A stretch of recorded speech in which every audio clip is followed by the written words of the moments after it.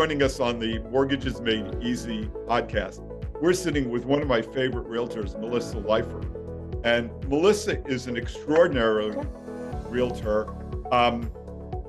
She is so respected in this industry that literally probably 75% of her business is referred to her by realtors all over the country who know and admire her.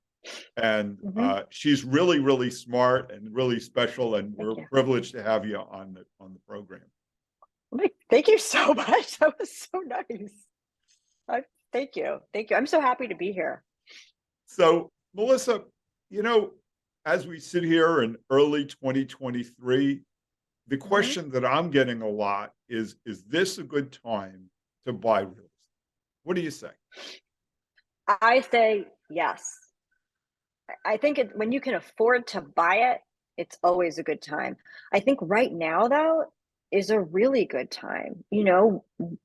Whenever there's instability with the markets, not just real estate, but with other markets, and uncertainty in the world, you can get a lot of good deals.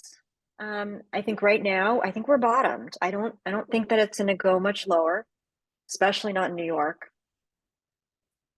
I think what's going to happen as the months get warmer and warmer, there's a lot of people who have a lot of money who sold last year, and they did really well, and now they want to spend it.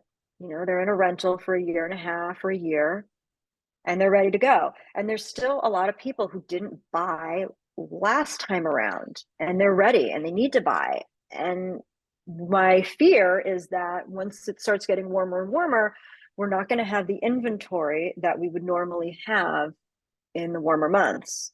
There's going to be, I think, a lot of people. Can you explain what you mean by inventory? Because some people. Yeah, new by apartments and houses coming on the market. I don't think that we're going to have I don't think there's going to be as many properties hitting the market as there normally would be. I think a lot of people who did buy last year, they can't, the normal cycles of trading up or downsizing, I think, are going to take a bit of a pause because people have very low rates and they can't afford to upsize, or it doesn't really make sense for them to downsize because they're going to be paying the same amount of money for a smaller space.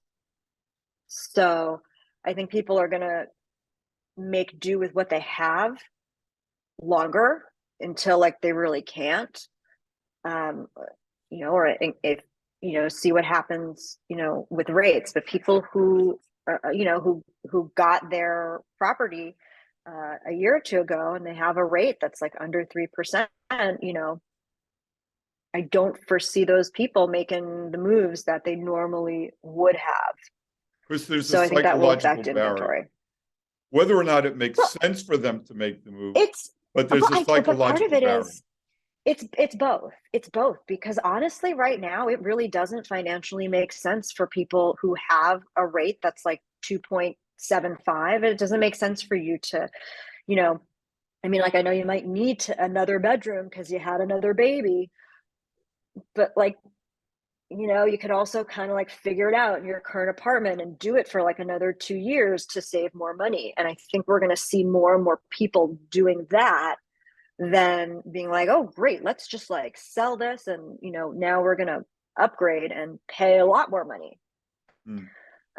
You make a good point. Those people have, they have a good apartment already or a good home that they purchased. It's just maybe they need a little bit more space. And I think what we'll see is people who have houses will just, instead of moving, they'll add an addition to the house, or they'll turn that walk-in closet into a nursery or an office and see if they can, make it work for another year or two.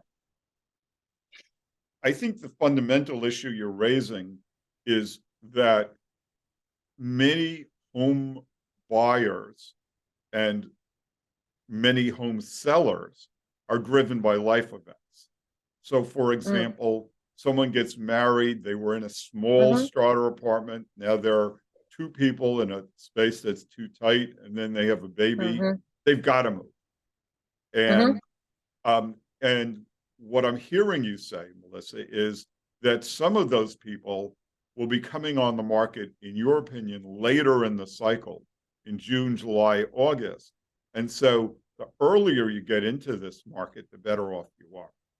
Yeah. I mean, I had a client of mine, they wanted a 2-bedroom, 2-bath, Upper East Side, first time buyers. And they were like, we're just talking to, and this was in the winter, this was December. And they were like, we're not ready. We want to buy in March. That's when we're going to be ready. And I was like, okay, guys, let's just be open to this, because your financial profile, it's strong, but you're going to be competing with people who are much, much stronger than you. And if you start to wait until March, there's going to be a lot more people that are going to be a lot more competitive, and there's not going to be as much inventory out there. So you could get stuck in bidding wars, and you're not going to be like, you're not going to be able to bid up that much because you just don't have it. And like, that's okay. That's just the reality.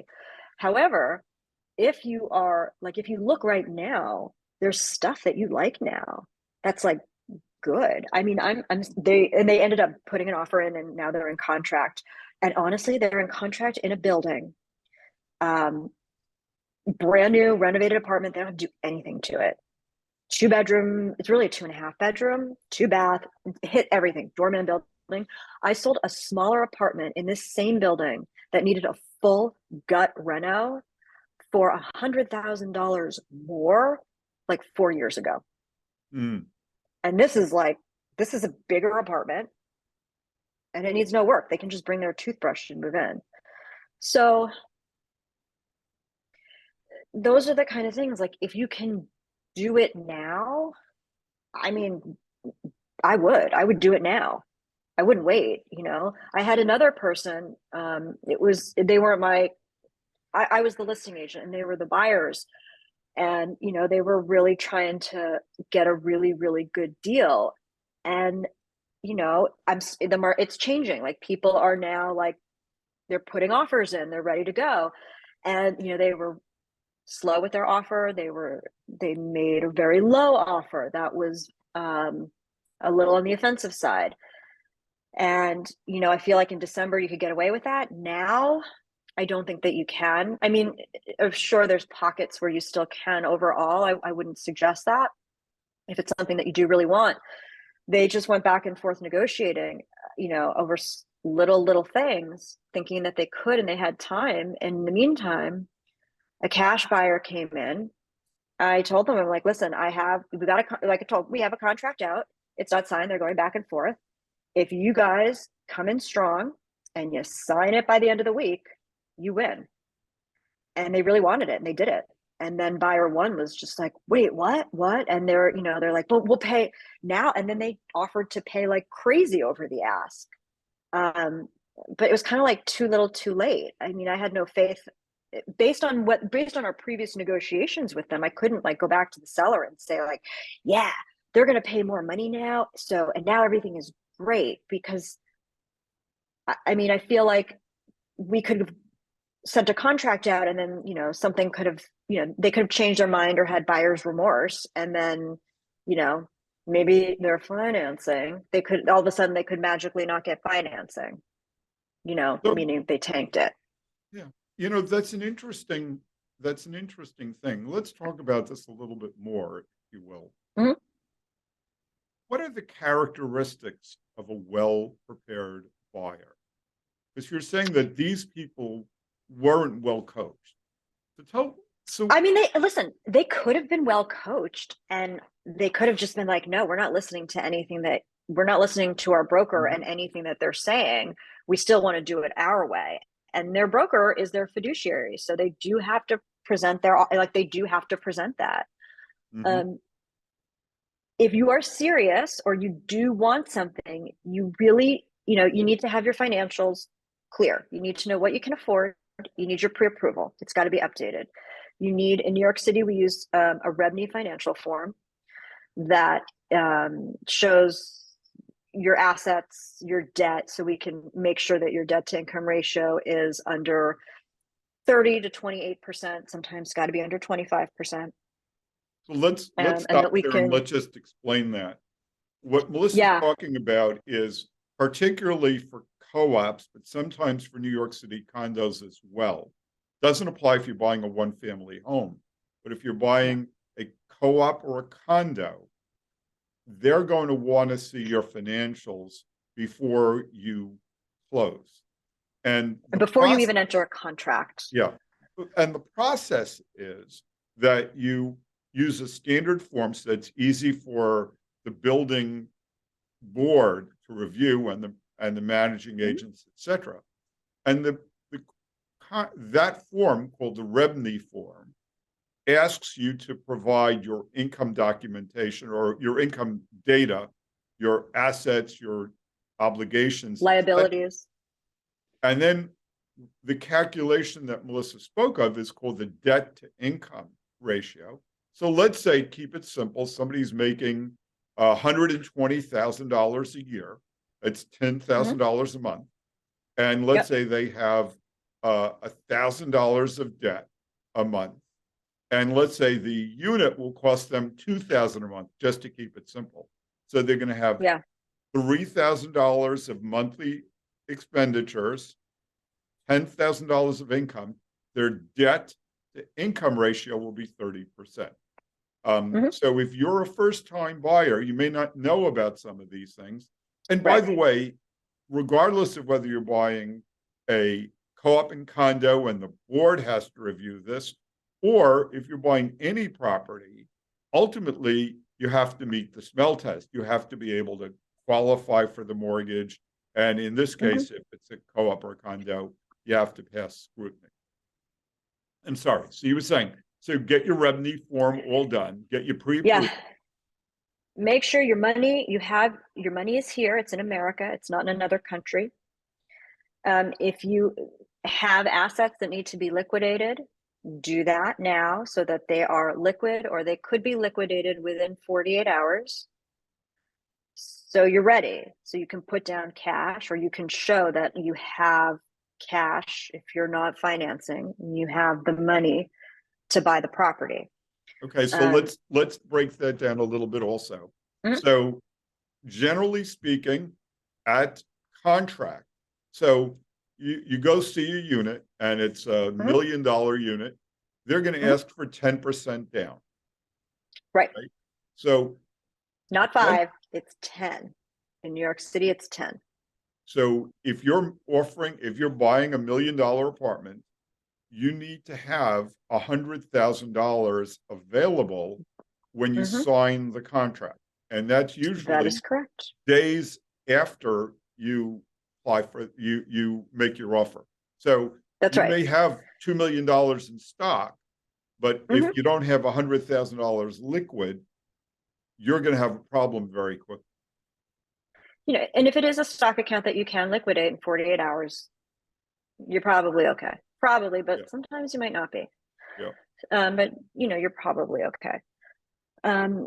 You want to have your pre-approval ready. You should have your attorney info ready. You should know who you want to use for your attorney. Otherwise, you need to make a decision very quickly, because you want to show that you're ready. And if you don't have an attorney, then it's like, I don't know, are you really ready or not? And then in terms of negotiating, you want to,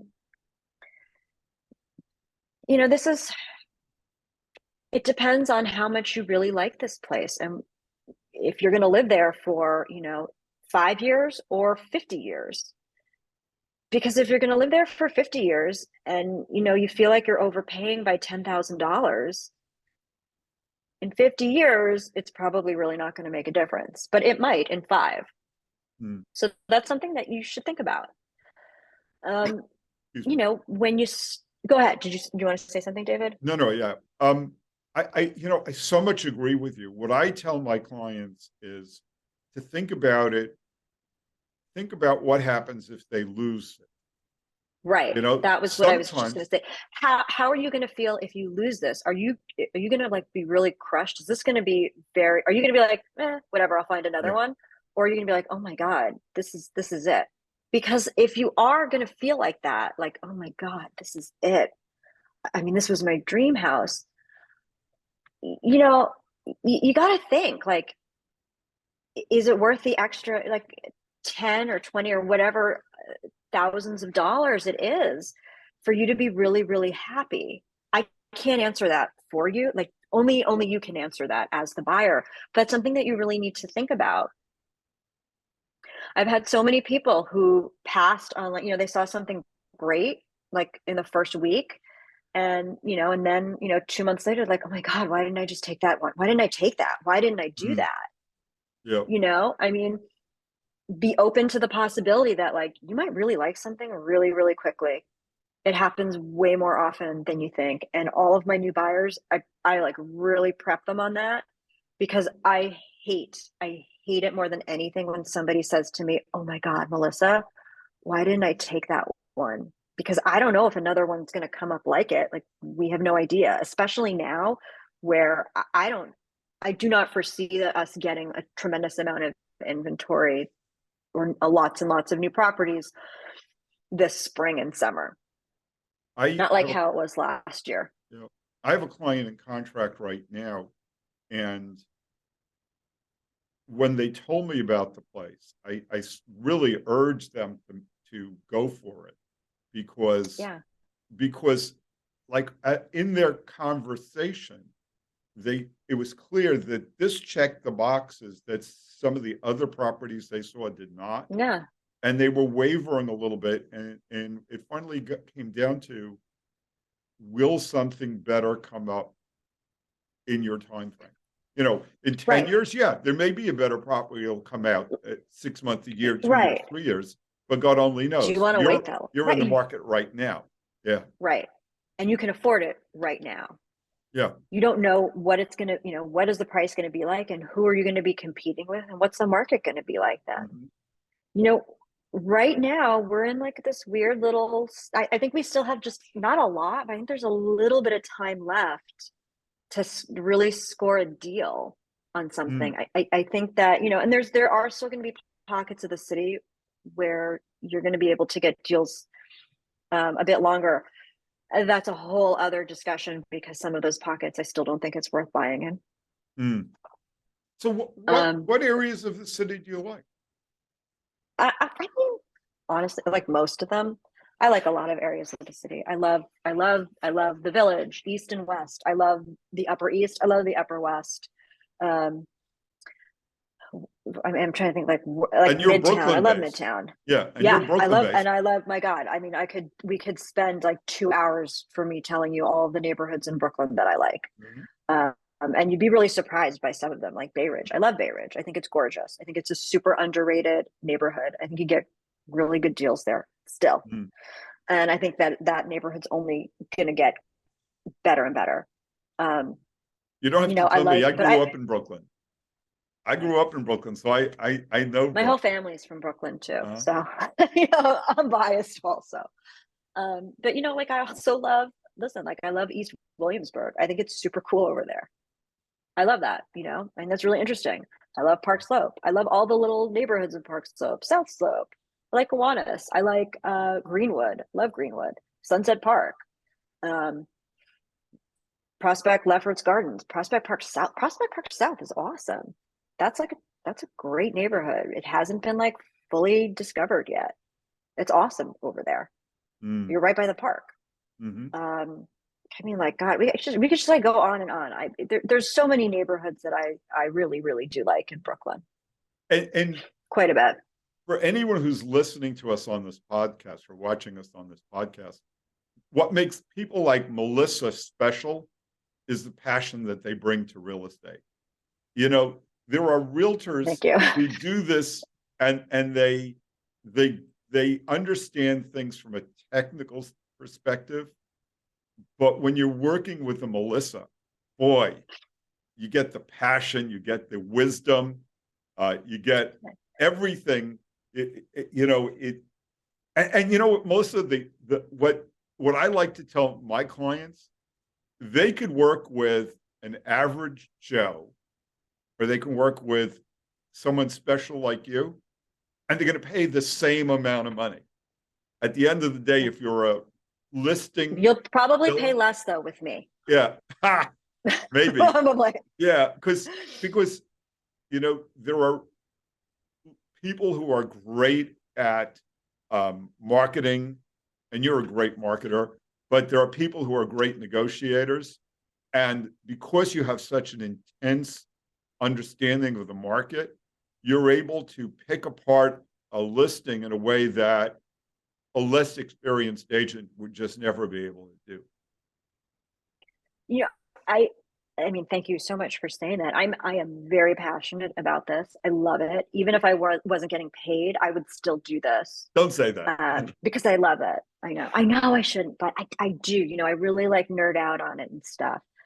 And this is where you live. Like, this is important. You want to love where you live. You should love where you live. You really should, especially if you worked hard your whole life. You should have a special, wonderful home that will, you can go to, and it will be all the things that you want it to be, whatever those things are. Mm. And you absolutely should have that. And it truly, it's a privilege to help people find their space, their homes. You come from I mean, certain, this is like where all of yeah. your whole life happens. Your kids, like, you could have your kids. Your kids could be born in your home. They'll take their first steps. If you don't have kids, that's where you'll bring your dog after you adopt it, or after you get it from wherever you get your dog from. Like, there's all sorts of things. Like, some of your life's biggest moments, they're in your home.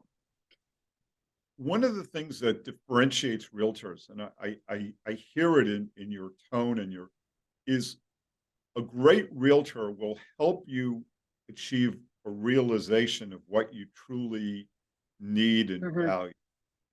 And tell me a little bit about that. Give me a story. Tell us a story about someone you recently. Oh gosh, I want to think of a really good one.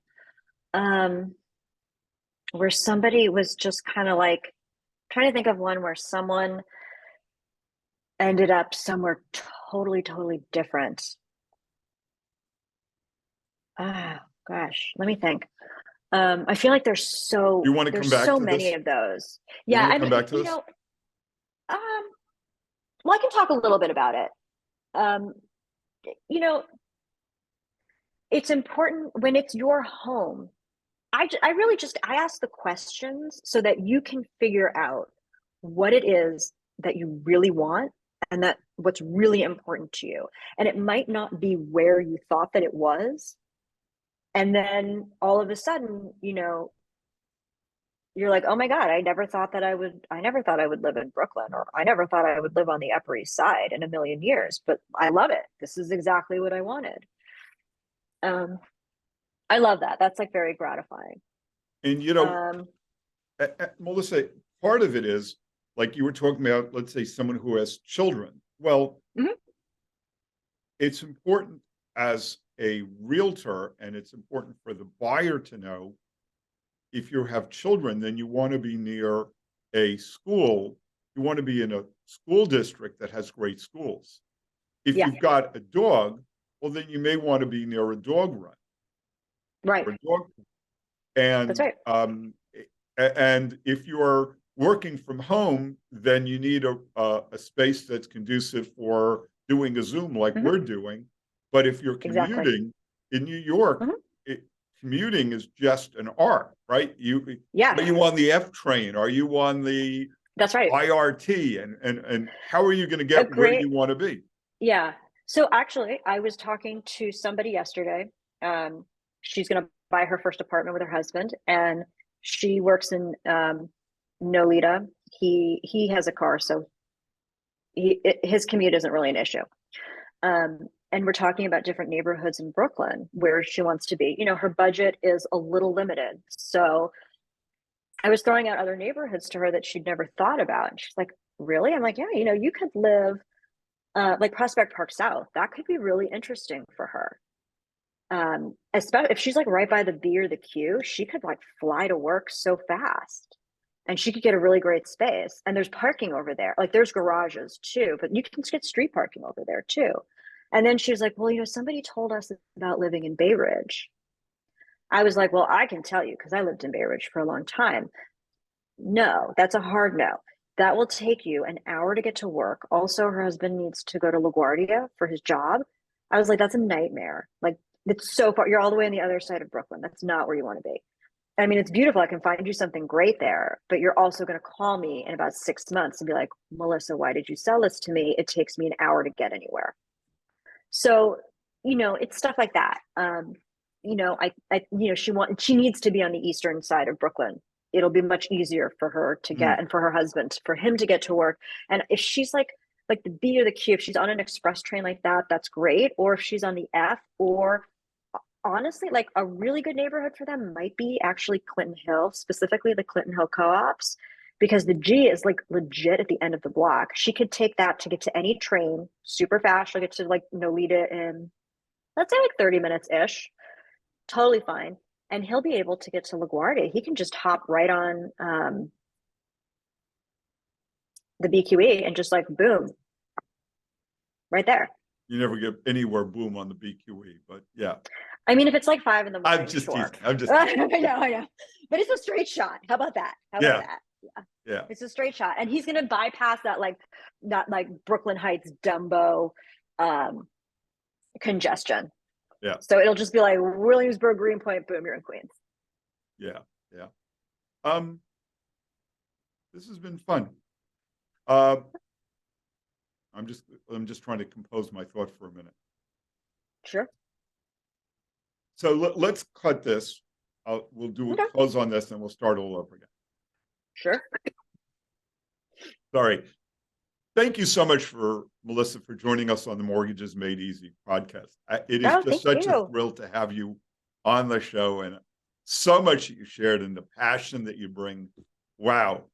If you're buying a home in New York City, you can't do better than working with Melissa. Thank you. Thank you. Who knows? We're back with Melissa Leifer. And Melissa, my question to you is, what's your superpower? Ooh. Let's see. I feel like I've got more than one. I mean, not to be like obnoxious and say like, oh, I would say I'm really good at getting people what they want. That's what I'm really good at. I'm really good at finding them what they want, or getting them, if they're selling, getting them the price they want. And getting it, getting them what they want, their terms, the right buyer. And I'm really good at seeing my clients, meaning it's not like, this isn't just a face value transactional kind of a thing. There's more depth to it. Like, I will see you, who you are, and what you want, and how I can help you get what you want, and in the way that you want it. If it's, if it needs to be something done very, very discreetly, or if it needs to be done in a way where, there's multiple LLCs purchasing an entity, or if it's getting past an incredibly difficult co-op board, or if you're selling in a building with a very difficult co-op board, how to make sure that you're going to get the right buyer. I've been doing this for 22 years. I've never had a board turned down for one of my sellers. Amazing. I'm very, very, very good at making sure that the right person is buying the apartment. In New York, that's so important, because co-op boards are notoriously difficult. They are. And I think a lot of times they get a really bad rap too. There's a lot of really good things about a co-op. I've lived in co-ops, I've owned them, I've been on my board, and I've lived in condos. And there's something, what's nice about co-ops is everybody that lives there is super, super vetted. You're not gonna have any deadbeats living in your building. I mean, you might, but like the chances are pretty slim, because everybody needs to be able to afford to live there. And they all, And they have to pass the interview, which That's right. means So if that if they're right, they someone's have to, if they're crazy or obnoxious, they're just yeah, not right, they're not going to be there. Or like, they're, I don't know, they're like an axe murderer. They're probably not going to get past the board. One would hope, but they won't, stuff like that. And I think that's really important in vertical living. You know, if you have kids, you want to live in a building where there's lots of children, so that people aren't complaining about, oh, the noise upstairs or somebody running in the hallway, stuff like that. And if you don't have kids, then you may not want to live in a building that has a lot of kids. You may hmm want to live somewhere that's like really super quiet, where you're not going to hear people, pitter pattering down the hallway. And it's the same thing with pets too, or smoking, or God, like a million and one other things too. So I think that they get a little bit of a bad rap.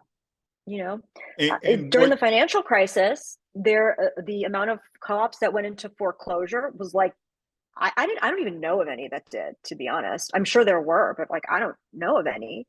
Your asset is protected in a different kind of a way because not everyone is allowed to purchase it. You have to be financially viable to live in some of these buildings, mhm, so that if something happens, you're still going to be able to pay your maintenance, and that the rest of the building isn't going to be paying it for you. mm. And I think there's really something to be said for that. I really do.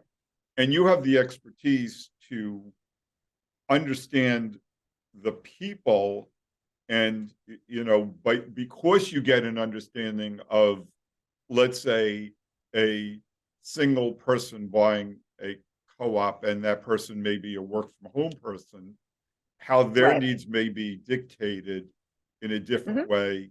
A single woman might feel safer in a building with a doorman.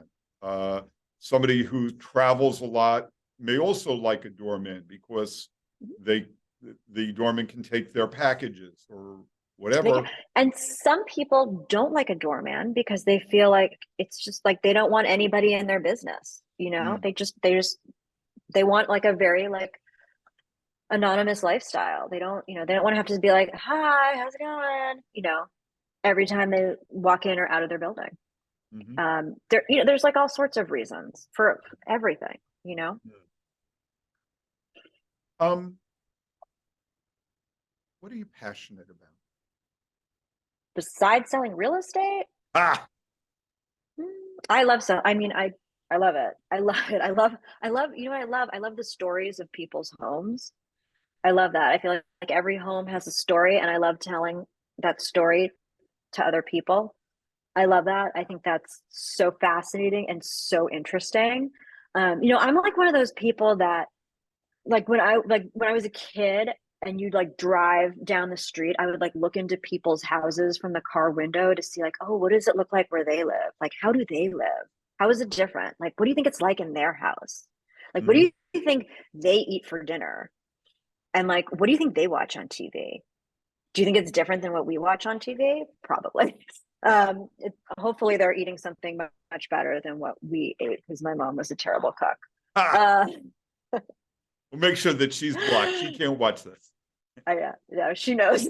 She knows, and she did pass that trait on to me. So you should never eat anything that I actually cook. I'm a good baker, but I really can't cook anything nutritious at all. Um, it's just it's not my skill. But I love that. Like I love the stories. I love to see what you know like what it's like in somebody else's home and all of the things like that happen. It's like watching a movie. You and I I love are it. Or so reading a blessed. novel. It's the same. It's the same thing. It's the same thing, except you're like living it instead of just reading about it or passively receiving images. You're way more involved, which is just so. It's so cool. You and I It's are so so cool. blessed because in the course of our business, we get to meet wonderful people, Oh, and I we get know. to, It's so. and we get, and some of them uh, become lifelong uh, Mhm. relationships. Friends. Yeah. We're we've been talking to a client recently who, just because he's so cool, and I just get a kick out of talking to him. but I first helped him over 20 years ago. And then he Oh my popped up God. again last year, and we helped him with something. And now he's in his 70s, and he's starting to think about retiring, and we're having that conversation. Oh my And God. it just uh, boy, and he's got great stories. So not only do I get to Mm-hmm. meet him, but now through him, I've got to meet all the people in his life, and it's so It's exciting. like, isn't it? I know, it's like so Yeah. exciting. And then, like I have this one set of clients and they bought their first apartment with me. It was like, it was so exciting. And that they had like just gotten married. They just got a dog. And then they had a baby. So they had to move. And like, that was really exciting, and then like they're going to have another baby. And then maybe one day I'll get to help their kids find an apartment like that. That's awesome. Yeah. That's Well, so and cool. But I mean, it's such a privilege. It really is. you're really a newbie because you've only been doing this for 22 years. I've been I doing it for know. 35. And so I have actually seen the generations there. Yeah. We in a couple of instances, we've helped grandparents, parents, kids. Oh, But that's so awesome. frequently parents and kids, the parents refer the kids. And there's just no greater compliment, right? If somebody refers their kid or their mother or it's just such a great compliment. It's such a great feeling. And it all comes from the heart that you put into every single transaction. And boy, it just comes through. Your passion comes through, your wisdom. Well, thank you very much. I do feel like this is like this is more of an art form, specifically here in the city, because we have co-ops. They're not real properties, so it's not, there's not like a real formula to this. It's it's not like a black or a white kind of a business. It's just varying shades of gray, Mm. really. And every situation, even if it's similar, it's always different because the people are different. It's not the same people.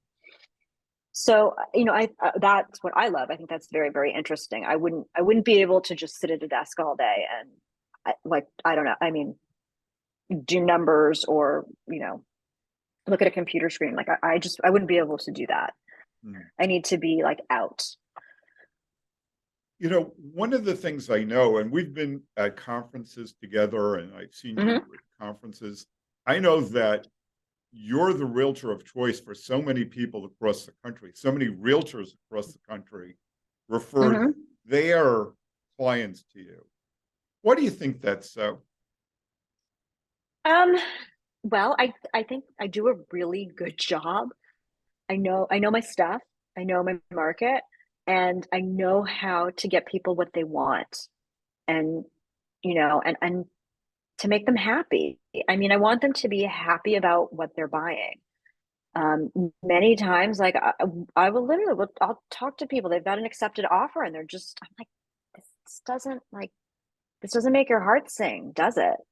I don't hear that in your voice. So then don't do it. And you If you bring don't that need to do it, integrity. then don't. Yeah, you have to have Yeah, that I integrity. don't. Yeah, because I never ever want somebody to call me up and say, I hate this place, Melissa. I hate it here. That would be like, I don't even know. I wouldn't be able to sleep. Like, I mean, I wouldn't even know what to do. That would like, I would feel so, so, so truly, truly horrible. I really care about my clients. I really do. I really care that they're going to get what they want.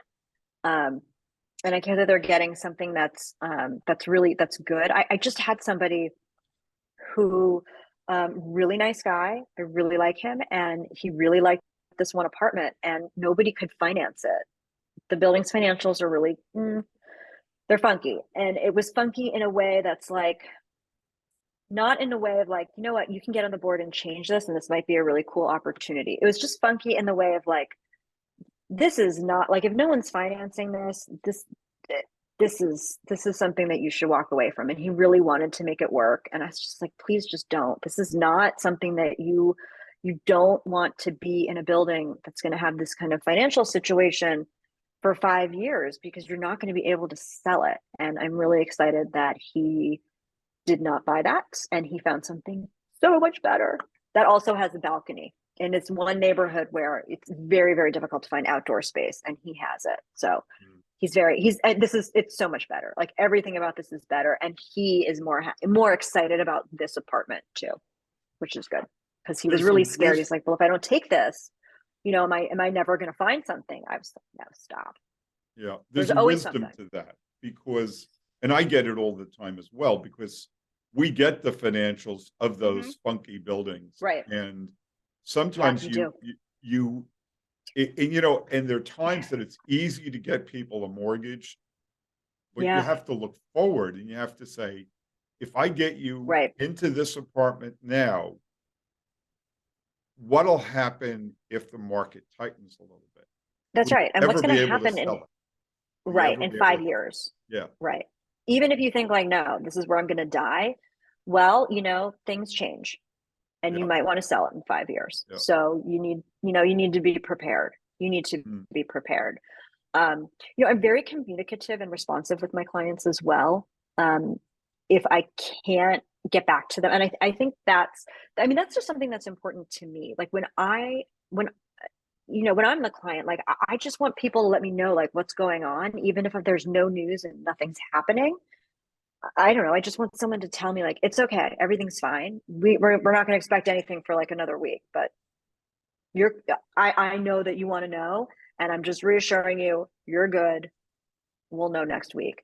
Even if it's stuff like that, like, or if I can't speak to somebody immediately, I can at least text them and be like, I'm free and I can chat at like 6 o'clock or something like that. Just so they know, so they don't think that I'm like ghosting them or something like that. I Mm. try to get back to everybody within about 90 minutes, even if it's just a text or an email to say, I'm not available until tomorrow. I can, let me know during these times when you're free so that they know I'm there, even if I might not be available at that exact moment. And I do my best to really let people know what's going on every step of the way, even if there's nothing happening.